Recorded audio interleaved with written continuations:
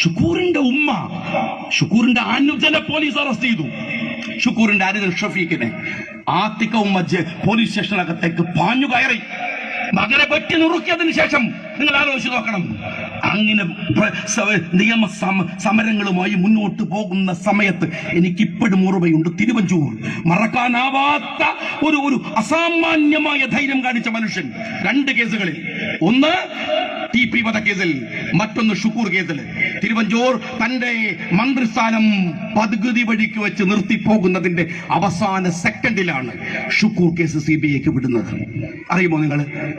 ഇന്നലെയാണ് ഷുക്കൂർ മരിച്ച ദിവസം. ഇന്നലെയാണ് ഷുക്കൂർ മരിച്ച ദിവസമല്ല, ഷുക്കൂർ കൊല്ലപ്പെട്ട ദിവസം. എന്നിട്ട് ഷുക്കൂറിനെ കേസ് ഏൽപ്പിച്ച വക്കീൽ ഒരു കോൺഗ്രസുകാരനായിരുന്നു. അയാൾ കൃപേഷിന്റെയും ശരത്ലാലിനെയും ഒറ്റുകൊടുത്ത പോലെ ഈ വക്കീല് സ്വന്തക്കാരൻ എന്ന് പറഞ്ഞ് ഞങ്ങളെയും ഒറ്റുകൊടുക്കാൻ ശ്രമിച്ചു.